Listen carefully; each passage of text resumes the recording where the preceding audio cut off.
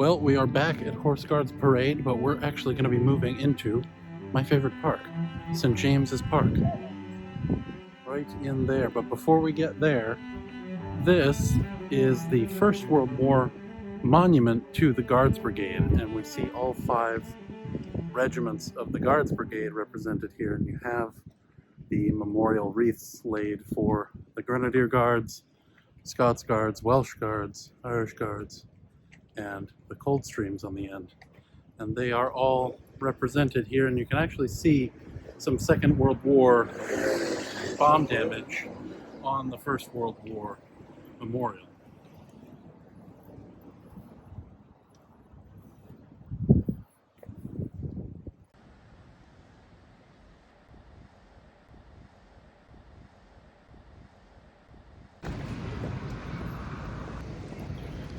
Now we can actually see on the gates to St. James's are the badges of the Guards Brigade. So they are represented down here. Now, St. James's Park is named for St. James's Palace, which is named for a leper hospital. And the leper hospital in the medieval era was named for St. James the Lesser, not St. James the Apostle. And St. James Palace was constructed by Henry VIII, and it was a secondary palace. It was intended to be sort of a royal residence that he could step away from court life.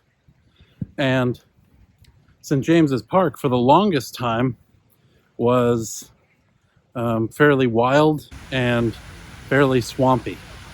It wouldn't be until the reign of James I that a lot of this land would be drained, and it wouldn't be until Charles II that it was really significantly developed.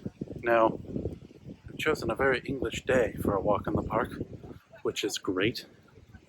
But here, we're actually down the end of the park that was used to lure wild birds and ducks and all kinds of things for the king's table.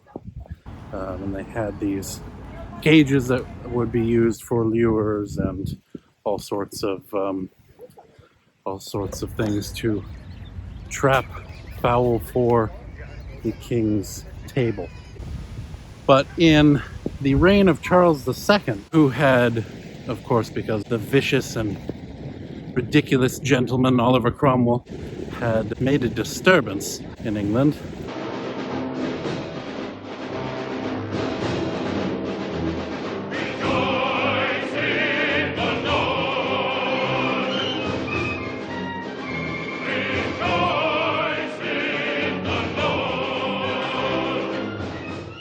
when Charles II returned from exile, he brought with him a lot of the things he had seen and learned in exile. And one of those things was a penchant for the French-style landscaping, which of course is sweeping lines and geometrics and huge green lawns, flowers, and not necessarily any sort of naturalism. So during the reign of Charles II, we see a development of the park. We see a lot of the features installed in the park. There was a huge canal dug through the center of the park for the king to ride on his various boats and small barges, and he just had a good time out on the canal. Now, one of the most unique things about St. James Park is the pelicans. And we can see them out on the island there. And the pelicans were actually a diplomatic gift. The Russian ambassador, on behalf of Russian Tsar Alexis I, in 1664, donated a pair of pelicans to King Charles, and ever since they have lived in St. James's Park And their progeny still are out on that rock. And they are fed every afternoon here. And they have done quite well over the last 4 centuries. So it's they're one of the most interesting things about St. James is the Pelicans. Now the other thing here, this comes from the 1840s, so we're long after Charles II, but this is a little chalet built by the Ornithological Society for the bird keeper. Also in the reign of Charles II, Duck Island was built, and Duck Island is in the middle here, and it was, unlike the rest of the park where you could go anywhere, it was kept as a bird sanctuary. But the birder, the bird keeper, lived in that cottage, and it was set up by the Ornithological Society in 1841, and it's supposed to look like a little Swiss chalet. It has its kitchen garden. It's quite a sight and quite a contrast, because through the woods we can see Buckingham Palace, and then on this side we have the Foreign Office, and next to that is the Treasury. And these two buildings are of 1860s construction, and we'll probably talk about them a different day. But they are right next to number 10, which is back over in Horse Guards, or the back of number 10 backs up to Horse Guards Parade, and then right through there we can see, if the camera will focus, you can see Buckingham Palace just peeking through there. And so St. James runs all the way to Buckingham Palace, and there are interesting things to see throughout the way. So there are lots of angry geese. There are some swans. This is the secret bridge to Duck Island. And then, what we've talked about before, there is the Duke of York's column over in the distance. So it's all right here. And we are going to continue across the park. Now, aside from those diplomatic pelicans, one might also see a diplomatic gift from the King of Mysore in 1884. If you're very careful, you don't disturb them, you can come upon herds of wild elephants right in the park. Or perhaps they're just a public art project. They're cool nonetheless. There are 2 herds of elephants in here right now, and there are a couple drinking down by the water. So, elephants and pelicans.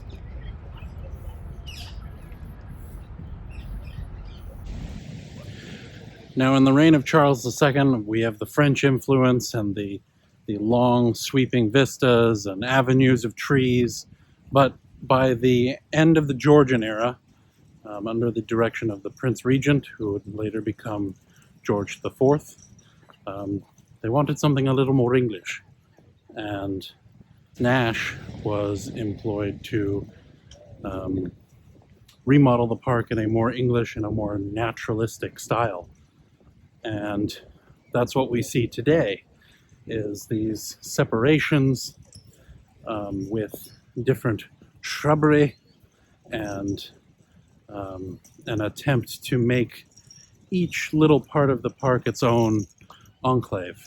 And it's very similar to what one might see in Frederick Law Olmsted's work in Central Park in New York, or any of the other parks that try to have a little bit of studied carelessness, a little bit of naturalism by design. And so we see that today in the herbaceousness of Nash's design. Now, this area shows a great example of the floriferous design, as it was termed at the time. It's very natural, very English, using shrubberies and natural growth, the gentle curvature of the land, rocks, just few trees here and there, not avenues of trees and clear-cut things and geometric lines. We're surrounded by buildings and traffic, and yet it feels like you're in your own little enclave, and that there are so many little undiscovered enclaves in this park. And that was the big difference, and it feels very much like a Regency or a Victorian park. And it's interesting how in landscape design we can see things that, whether or not we consciously know it, are very 17th century or very Victorian or very 20th century.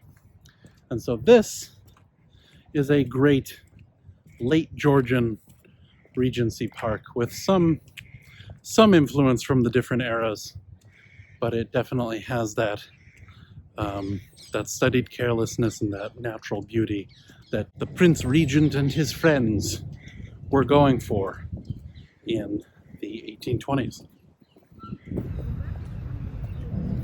Now, this bridge is also a famous feature of St. James's Park, and you can see how centrally located it is, with the Foreign Office there, the Eye, Horse Guards, and on the other side we can see Buckingham Palace. Now, this bridge itself has a history, a mildly horrifying history. In 1814, the first bridge across the lake here was built in commemoration of the defeated Napoleon, and it was built in a distinctly Chinese style because for some reason Orientalism is always in fashion. And a massive pagoda was built in the center. It was 7 stories tall, and it was lit by gas lamps and was full of fireworks that were supposed to go off at the end of the night. And horrifyingly, they went off early. The entire thing collapsed into the water to massive cheers from the crowd. It very much reminds me of the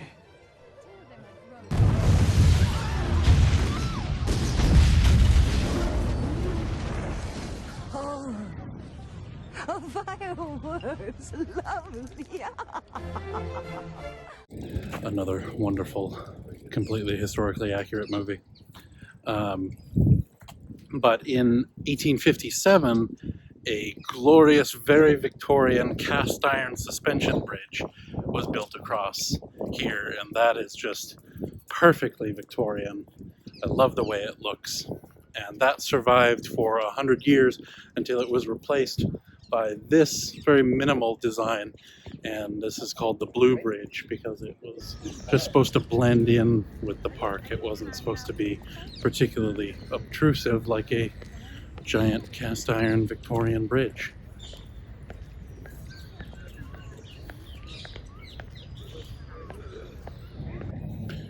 Now, over through there, which we will cover a different day, is Wellington Barracks.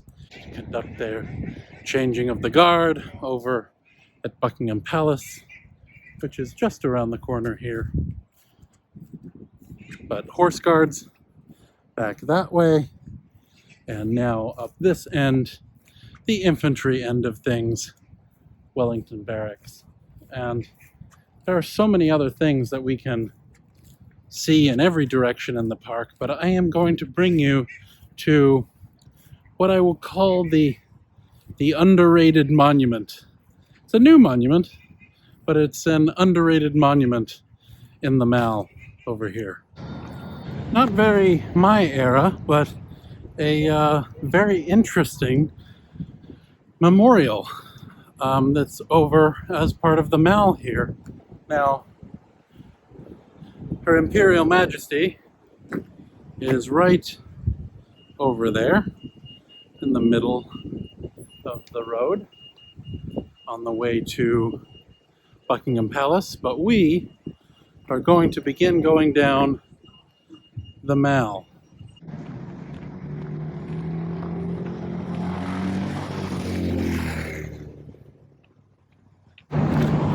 Now, St. James's Palace is just through there. It's a little confusing with all of the trees, but St. James's is right through there, and we're about to come up on Marlborough House, which is for the Commonwealth of Nations, which replaced the British Empire.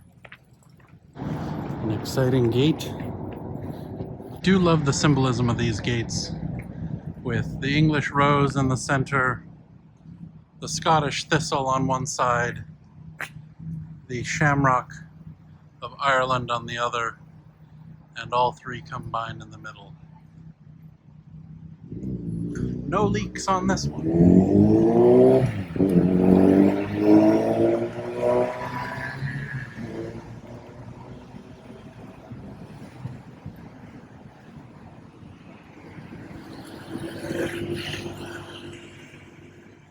Also wanted to run over here to quickly show you this rather grim monument to Alexandra of Denmark, the wife of King Edward VII. It is really over the top. It's great, but it's also kind of grim.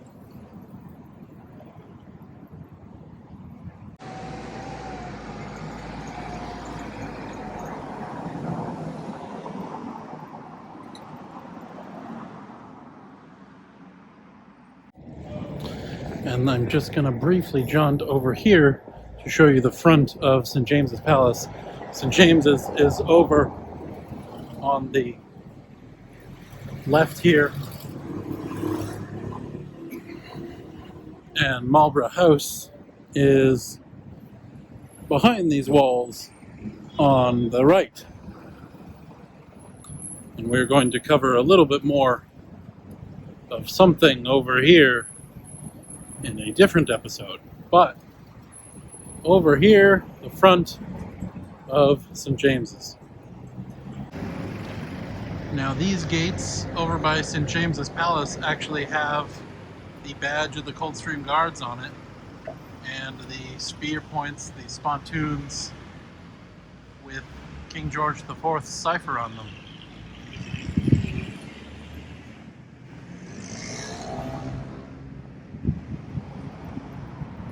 We are briefly in Pall Mall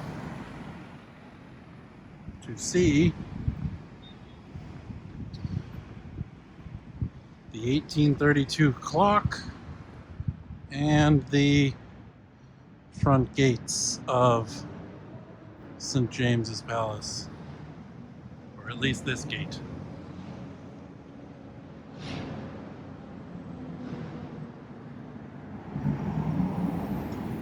St. James's Palace. Never would have thought it was a leper colony. Can barely tell now. That was a joke.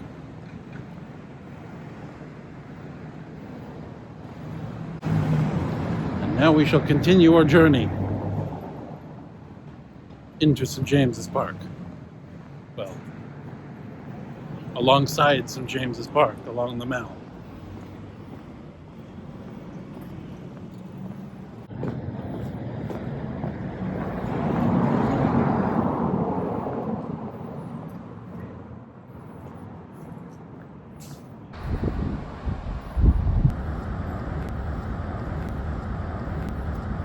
Now through there we can see Marlborough House and the various flags of the Commonwealth nations poking through right there.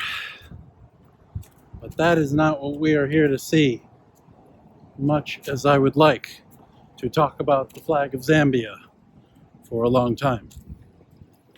We are going rather adjacent to Waterloo Place, because if it's not a cannon, it's Waterloo Place that I'm talking about, right? Now we have arrived at one of the newest and one of the most understated monuments in London, and I really, really enjoy it. It is the monument to King George VI and the Queen Mum.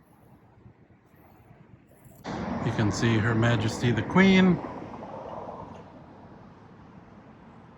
Lived from 1900 to 2002. And King George VI, formerly the Duke of York, did not expect to be king, but Edward VIII abdicated rather than divorcing Wallis Simpson, and history was changed forever. These are the current Queen's parents, for those of you who don't know. But this is such an interesting monument because now we have these reliefs. We start with the Blitz, and we see the Queen and the King talking to the people. And I love her little maple leaf here. And more of the Blitz with St. Paul's. And then there's the royal family at home.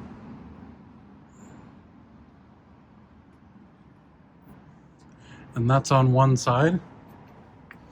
Now we'll go across and we see Elizabeth Regina with George VI Rex.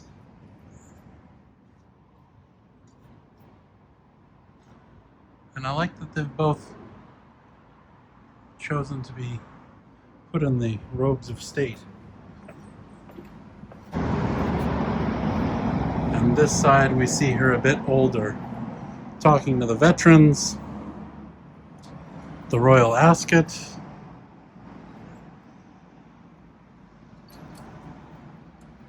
and the corgis.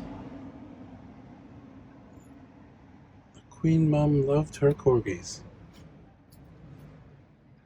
I just really, really like this monument, and it's not ostentatious, it's out of the way but well placed between Buckingham Palace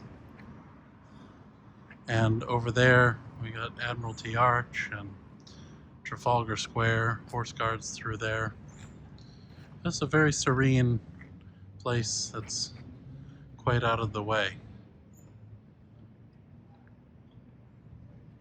Now, since we've covered that and we're already over here, I will bring you up to talk about two more things I think are up here.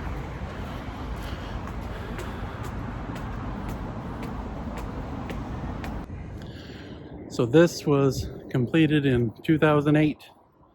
It's a rather new monument.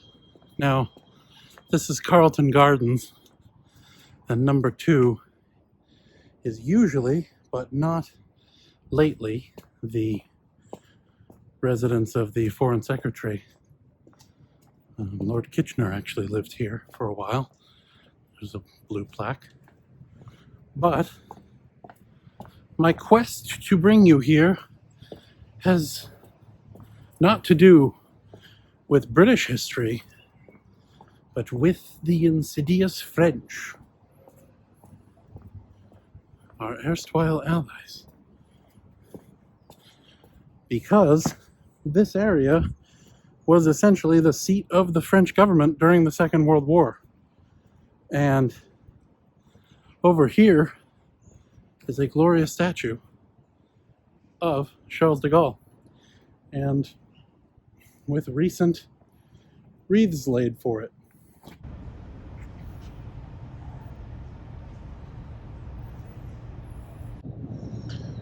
And there he is in his riding pants and his kepi.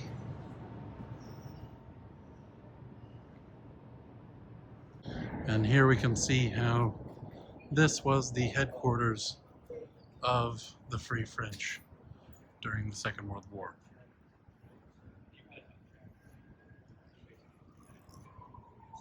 So there is the headquarters of of the Free French government. And we'll pop back by Charles de Gaulle, who is right over there. And then behind us, which we have talked about a lot, Waterloo Place.